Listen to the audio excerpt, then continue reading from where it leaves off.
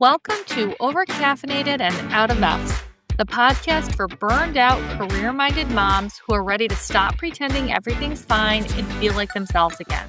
I'm your host, Christy Amir, burnout coach for moms, licensed therapist, and mom of two.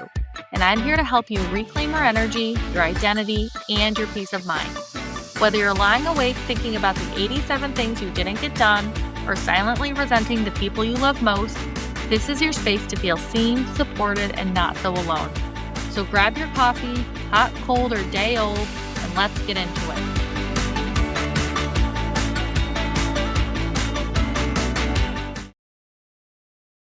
Hey everybody, it's Christy.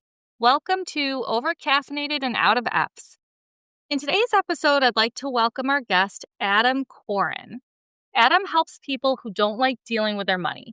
He has been coaching for more than 20 years and brings care, clarity, and sanity to personal finances, especially for those who experience avoidance, shame, and confusion. He is the author of Gentle Money, A Compassionate Guide to Overcoming Financial Stress. He wrote it to offer people a kinder way into financial well-being and to show that real change is possible without pressure or shame. His deepest aim is to help readers and clients feel more grounded, confident, and connected to themselves around money. So I've invited Adam here today to talk a little bit about his work, to talk about money and really how a kinder, more realistic approach can reduce stress and to create breathing room for what really matters. So, Adam, thank you so much for being here today. My pleasure. Thanks for inviting me. Yeah, can you maybe just start off by telling us a little bit about yourself and how you got into your work as a financial coach? Yeah, happy to. If you had told me 10, 20 years ago that I'd be doing this, I wouldn't have believed you. I didn't care about money. It wasn't my focus. I never, read the Wall Street Journal, or the stock market's not really my thing. So I'm a very unusual financial professional in that way. My passion has always been around personal development, growth, transformation, all of that stuff.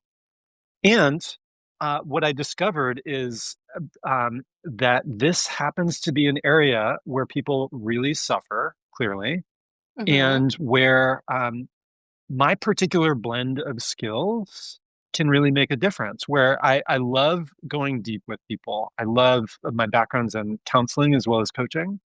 And so I love the depth. And at the same time, I also love the practical, like getting on top of things, like eliminating stress. So usually the people helping with financial stuff, it's either like mostly financial advisors, things like that, where they're focused on the money. They're focused on the numbers, the future accounts, all that stuff. But if there are more emotional or personal elements to it, it's usually not their focus. And then therapists, the opposite. They're like very available and skilled with the deeper emotional, the family aspects, but they're not going to sit with someone and look at a spreadsheet, or like that kind of detail with numbers is usually not where therapists go. So I mentioned that because I discovered I actually love doing both of those things, and that how the emotional and the practical can really fit together with money. So you really just sort of like blend the two together, which is amazing because to your point, I mean, you have finance people who aren't as going to be wanting to be as concerned about some of these emotional components that you're talking about, and vice versa with therapists. So I would imagine people go to one or the other and they get one or the other, and you're really just combining the two together.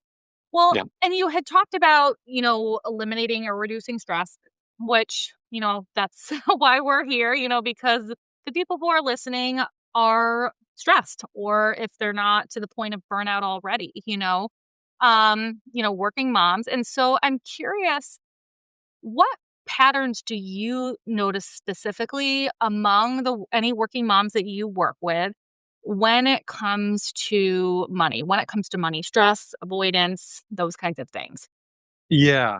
Well, first of all, there's just a lot of pressure. Often with the moms I've worked with, they're balancing not just working and parenting, but also sometimes aging parents, partners, and community. Like they're just balancing so many things, and there just is so little time or bandwidth to put attention on finances. So whatever happens regarding money, it's usually kind of quick and let me take care of this as soon as like as quickly as I can. So yeah, just not having bandwidth can can make things challenging with that. And of course, there are benefits to not worrying about things so much. I'm just going to handle it in this way, but it can cause issues with other things. Yeah, yeah, no, absolutely.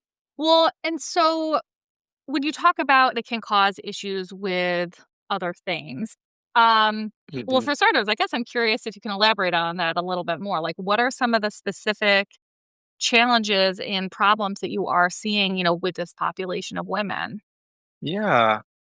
Well, um, so I think one of the main things is that moms in this culture are just expected to be superwomen.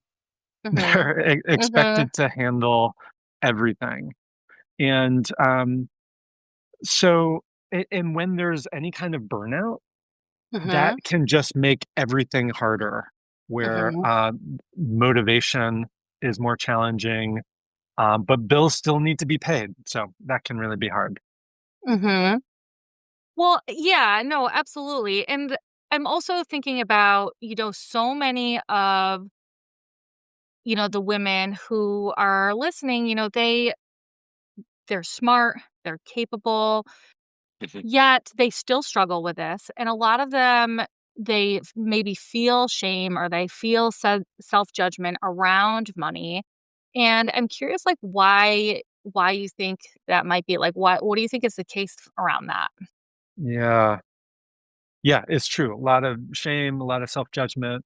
So, one thing I see with everyone I work with is that in our culture, we just don't train people around finances. So, some people grew up with some kind of support in that way, but most people did not. And I literally had a client tell me that when she asked her dad a money question, he told her, "Your husband is going to take care of that." No.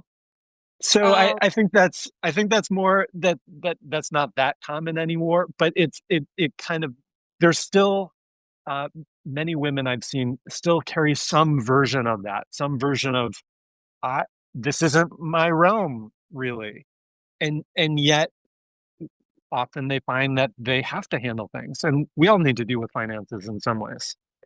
So, um, so we don't get any training in it.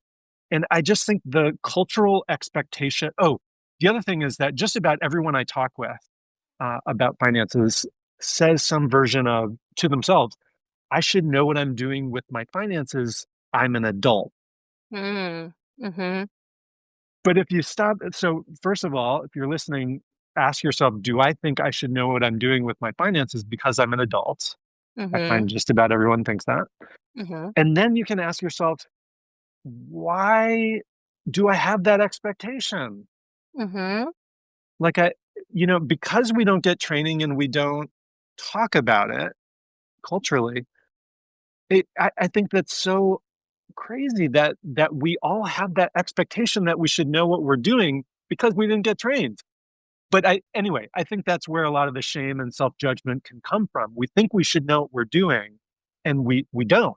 Mhm. We're all kind of left to fend for ourselves in figuring out how to handle our finances.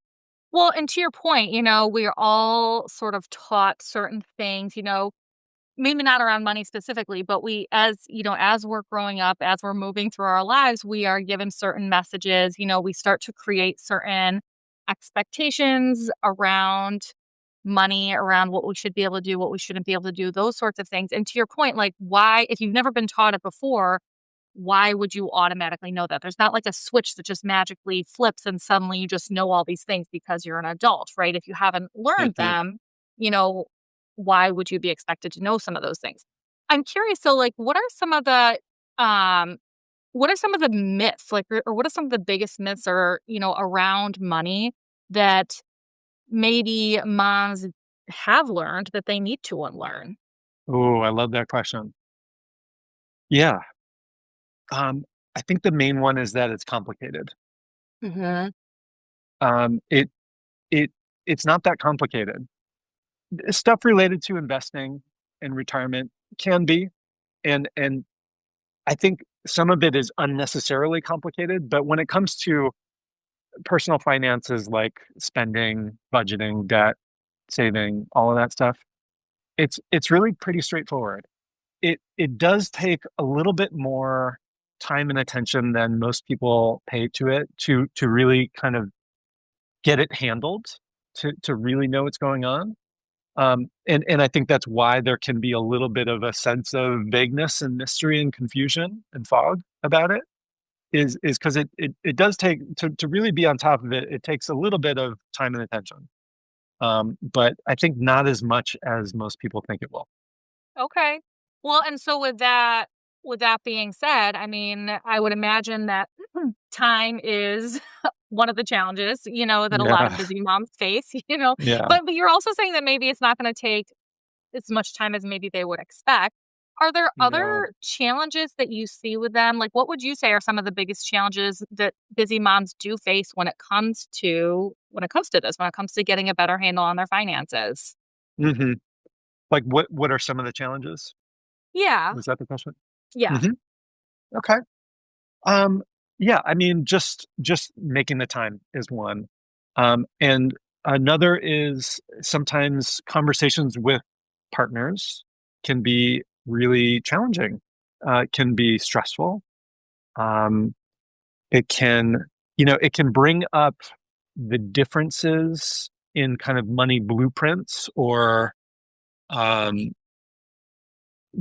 everyone, even with similar kind of class backgrounds, we all have our own kind of unique take on money. It's never the same with a partner, and so finding a way to harmonize, to get on the same page, can take some conversations, and part of the challenge with that is money conversations, as y'all probably know, can get really charged. Mhm. So finding a way to really listen to our partners and to really share uh, what's really true for us in a way that's non-inflammatory, can be useful.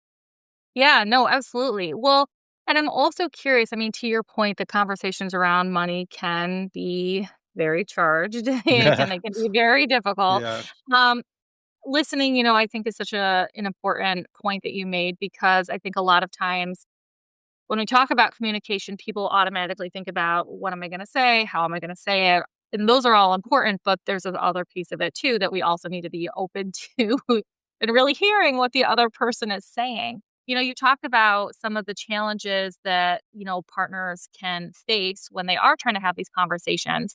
And so for, a mom who is maybe wanting to start these conversations, but is concerned about potential conflict, or tension, what are some other suggestions you have in terms of ways that maybe they can communicate um, about money in a way that's going to reduce that conflict? hmm Yeah, yeah. So busy moms are not used to asking for help in general, I find. Mhm.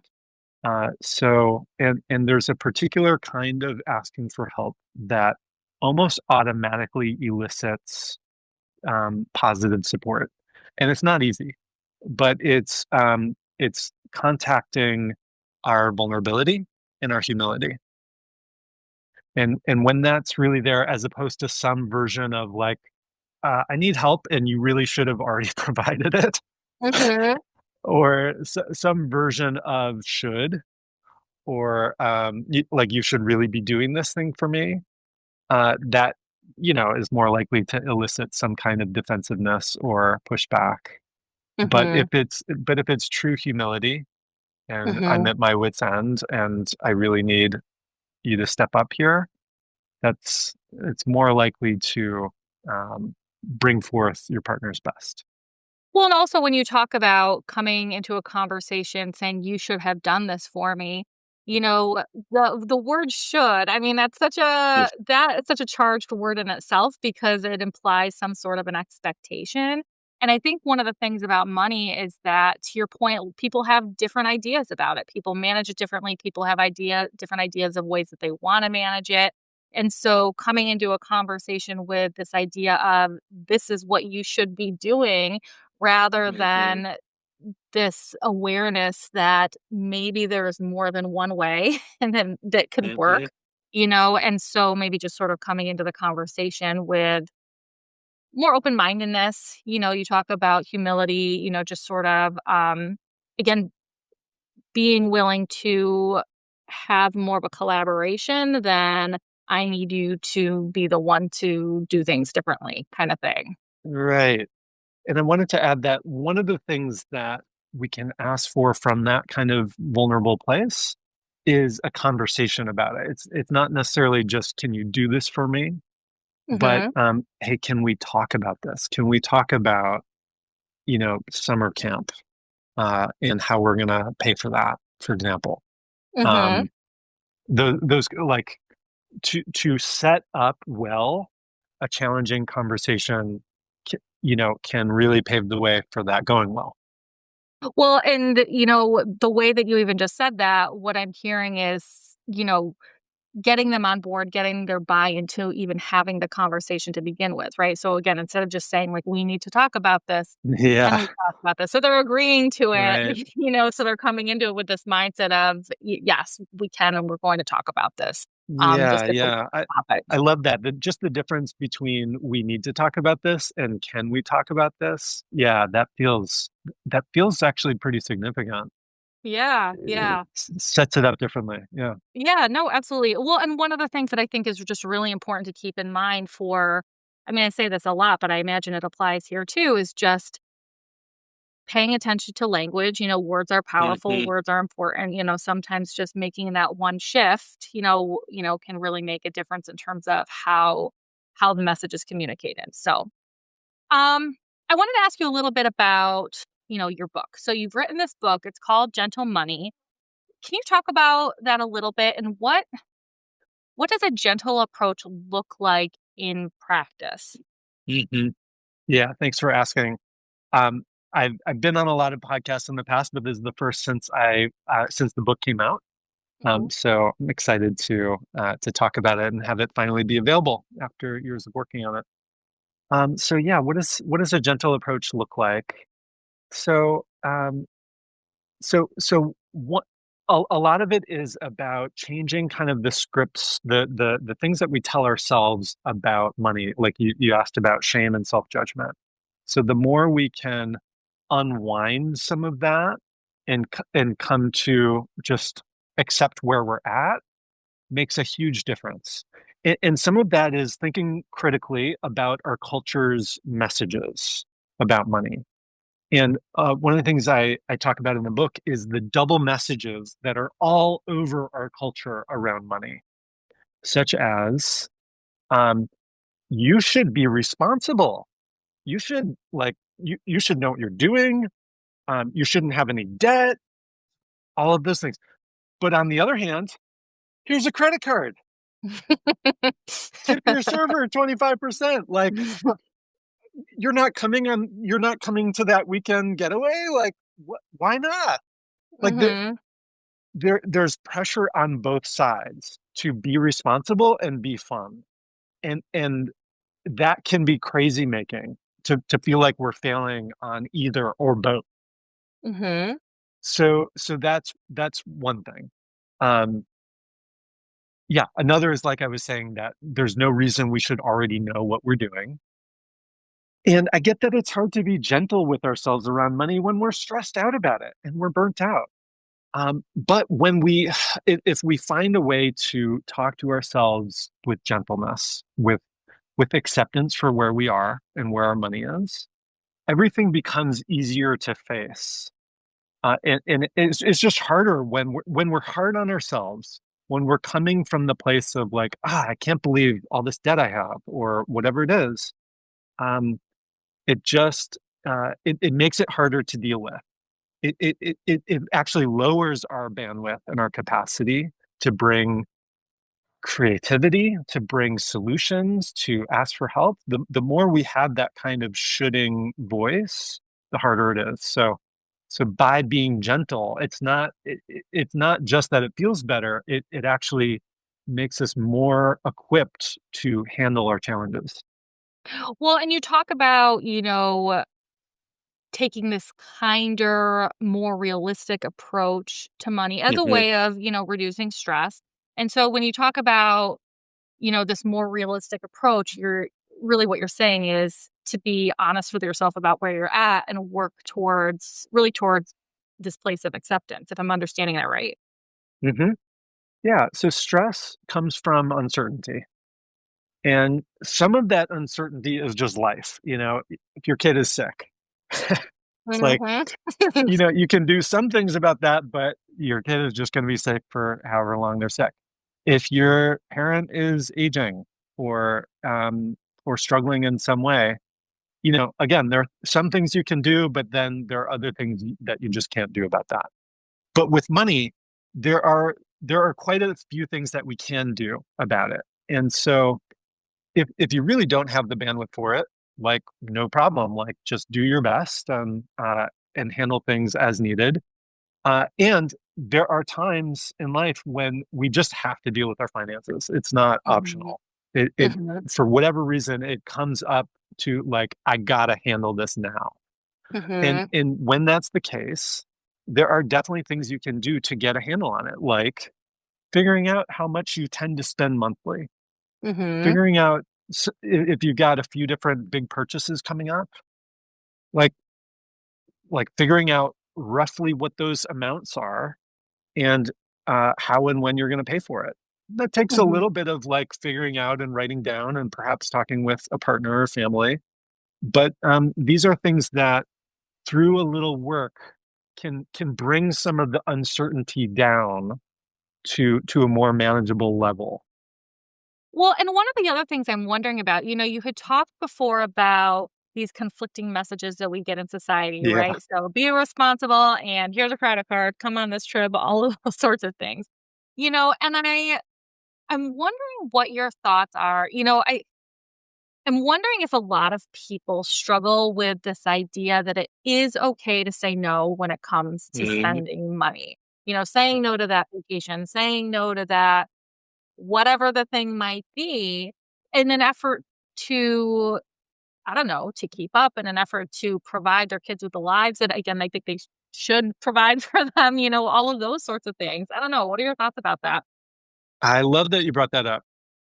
Yeah, the word no can be so challenging to say, especially when there's some expectation from peers or a partner or a family member for you to show up, for you to say yes, for you to buy the thing, or for your kid who wants the thing. So yeah, and that can be actually such a self-caring, self-loving thing to do is to say no to the things that aren't right for you or your family for whatever reason. Either it's too much, too expensive, or there's tightness in the budget and you just need to say no. Yeah, I just want to really encourage that. If you have a sense that no is the right thing, it's totally okay to say no. Mhm. And in Mhm. fact, sometimes the best thing. Yeah, no, absolutely. And again, to your point, just reiterating that it is okay. I think it's something that a lot of times people feel guilty about or they struggle Yeah. with because of this idea that maybe they're doing something wrong or it's something that they should be saying yes to. And I think that it's really important to separate wanting to say yes to something versus really feeling like we should be saying yes to something. Like it's okay to want to say yes to something, but knowing deep down that the better option is to say no to something and it is okay. And even if people are a little bit disappointed, like that's okay too. Mhm. I love that. Yeah. Uh, yeah, I can imagine on the other end, if I'm hearing that, hearing someone say, "I would love to do that. I would love to say yes, and I can't," and I need to say no. Yeah. That really feels different than like, "No, I'm not gonna do that." Yeah, yeah, no, absolutely. Well, and you talked about self-care a minute ago, and, Mhm.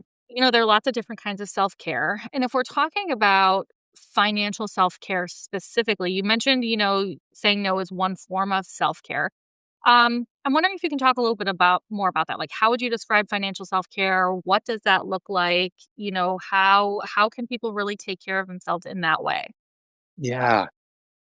All right, I love this. So it's going to look different for different folks, right? So for the woman who there's a woman who like never spends on herself. She's always putting herself last. She's focusing on being safe, like prioritizing emergency funds or retirement. And then there's the woman who finds herself just shopping compulsively and buying things she doesn't really need. So financial self-care can look really different for each of those. And in both cases, it involves slowing down a bit and asking ourselves, what would truly be nourishing? What would be Mhm. nourishing?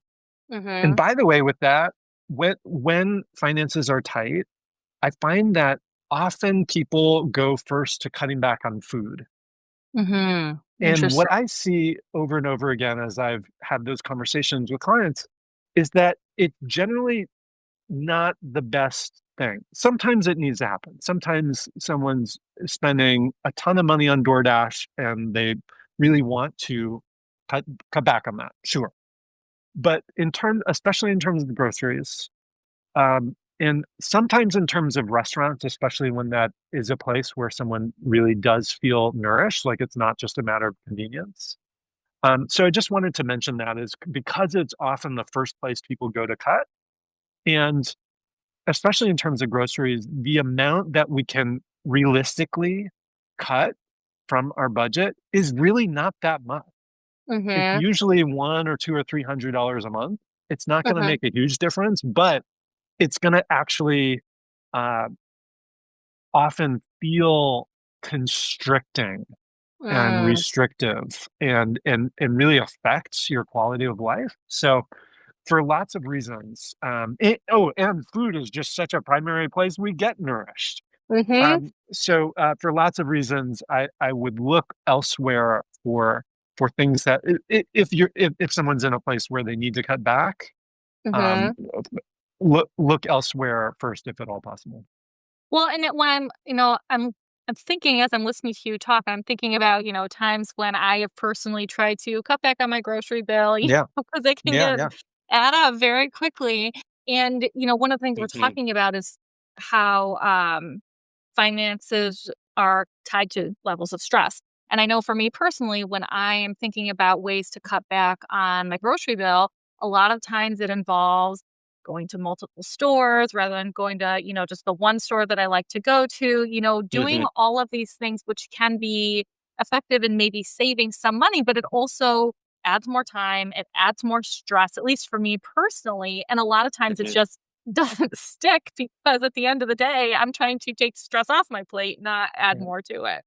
exactly. So, Yep. well, and with that in mind, I'm also thinking about the other moms who maybe wanna feel more in control, but they just don't have the bandwidth.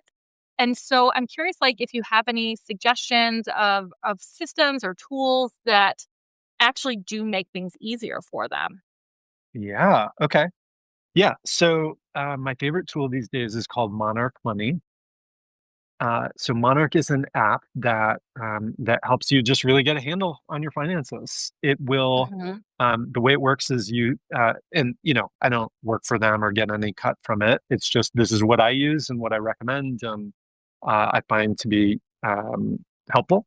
So the way Monarch works is you connect your account, your bank account, your credit cards, PayPal, Venmo, whatever it is, and then uh, and then Monarch will show you a dashboard of all of your accounts at once. So you don't have to log into every different thing.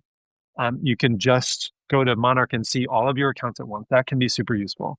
It also shows you all your transactions in one place. mhm, And then the third thing that's super useful with it is they have a cash flow page where you can just see your monthly spending and monthly income at a glance. And you can look back, over your last number of months and kind of see the trend.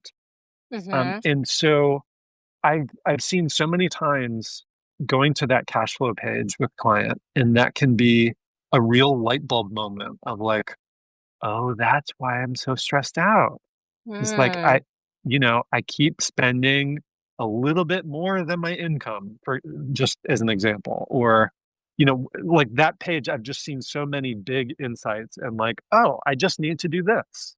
Like it can be Mm. so illuminating to just take a step back and see the big picture of what's happening with our finances. Just to go back to food for a minute, I think that's part of the challenge when someone looks to cut back on food as an example is it's going too quickly to the small picture. Can I save $100 here or there? Yeah, you probably could. But if you don't really have a sense of the big picture, and like you actually may need to save $2,000 a month, not 100. So 100 isn't going to make a difference. Or Mhm. you might be doing fine. And actually you don't need to cut back. Like so I just really am a passionate advocate for if you want and need to get a better handle on your finances is to take a look at the big picture and find out what's truly needed. Well, and you talk about, using this app, and for a lot of people, it can be this flashbulb moment. And I'm also thinking about, people on the other end of it. So I'm curious about, people who they want to get a handle on their finances. They know that they really should be, oh, there's that should word, they should be taking Mhm. steps to try to, get a handle on them better. And maybe deep down, they have a sense that they really are doing things in a way that isn't super helpful for them and their families. And by combining everything together on one screen, I would imagine that first time can maybe be scary for some people, the Yeah, idea of having to actually see that.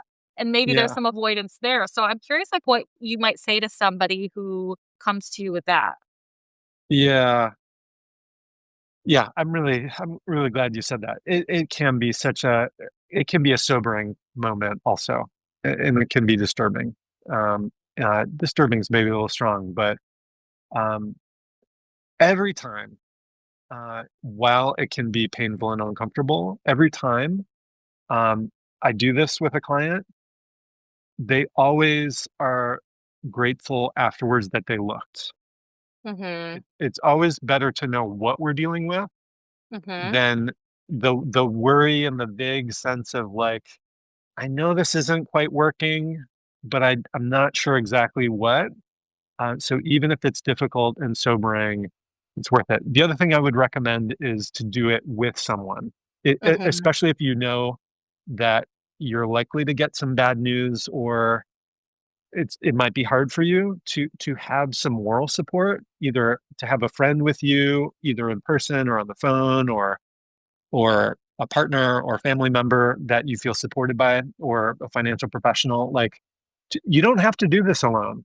Like, Mhm. people are used to not talking about it because it's taboo in our culture and not Mhm. asking for help. But you can. Mhm. People like to help. And Mhm. some people love dealing with their finances. So if that's not the case for you, like you can find somebody like that.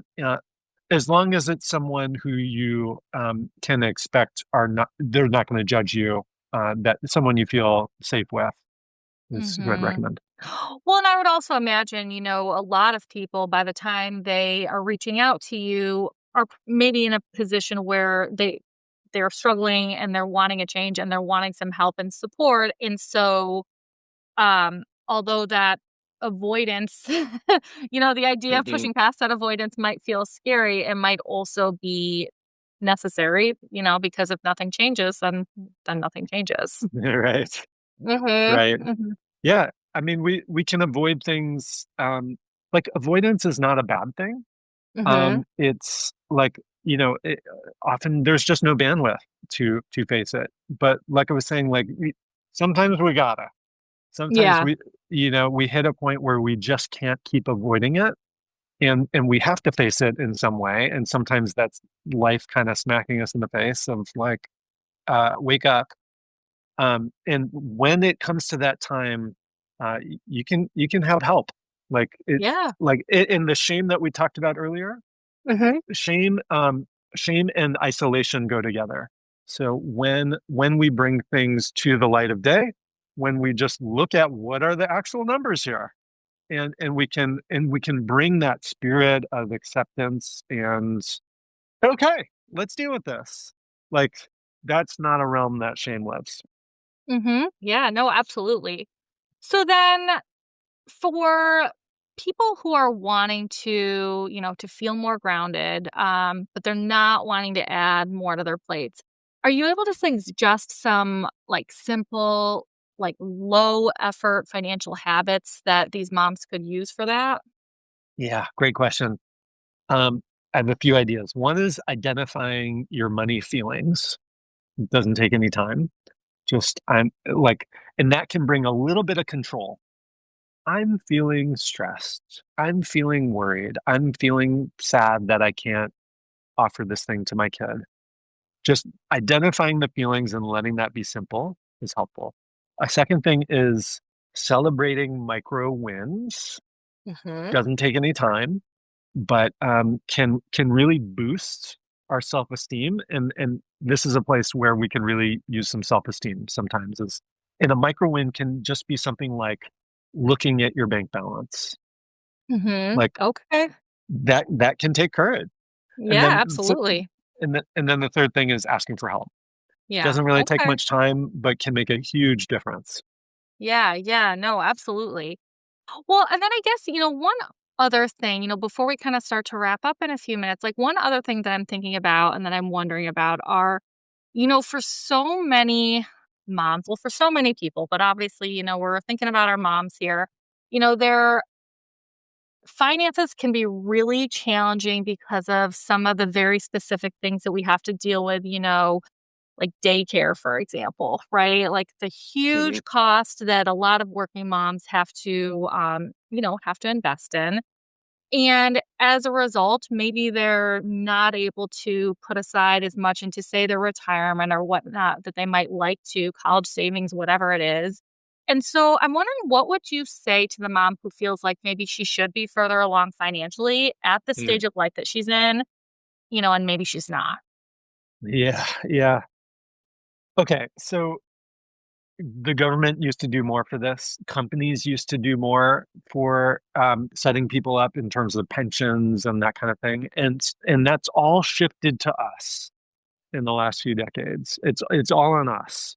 Our retirement, our kind of safety, and I don't hear anyone uh, really talking about that or noticing that. And yet we blame ourselves for not having $1 million in our retirement account already. So again, I would start with this idea of we should be further ahead and questioning that. We should know what we're doing and questioning that. So yeah, when we can bring acceptance to where we are, we Hmm. all want more money. There's nothing wrong with that. But just accepting this is where I am now, and it's just a more powerful place to come from that Hmm. place of peace and acceptance of like, okay, I'm here, rather than I should be further. And then desire is great fuel to help us get where we want to go. Like if you do Hmm. want to have $1 million saved by the time you retire, that can be really clarifying for your choices. Yeah, no, absolutely. So I mean, what I'm hearing you say is a big part of it too is really paying attention to and maybe challenging any of the beliefs that you might have around money specifically. Like first you have to identify what they are and then really try to understand them and then challenge them to see how they are supporting you or not. Yep, exactly. Well, this has been all very great. This is very helpful. To your point, money is one of those topics that can be a bit taboo. Not everybody feels like they are comfortable talking about it.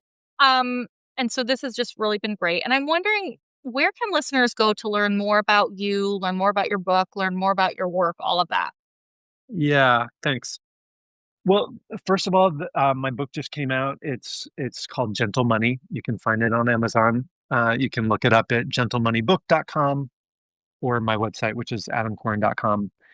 And yeah, if you're suffering around this, around your finances, you really don't need to suffer alone. And I totally love my work. If what I'm saying is resonating, feel free to reach out, and I have initial chats with people for free.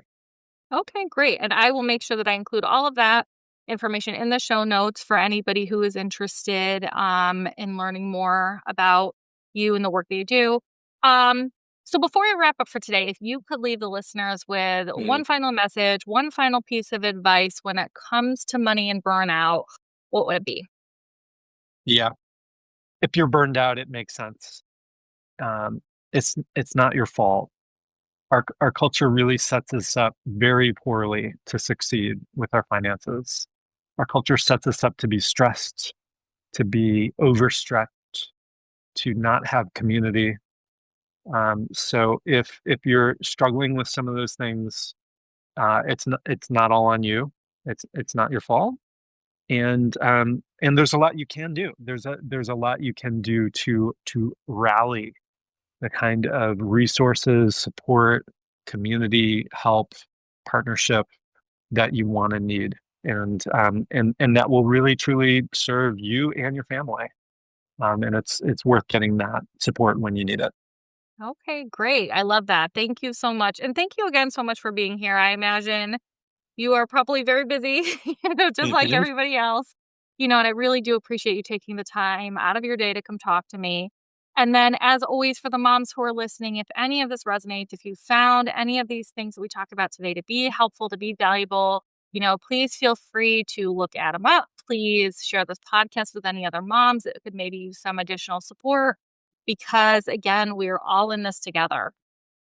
Mhm. Thank you, Christy.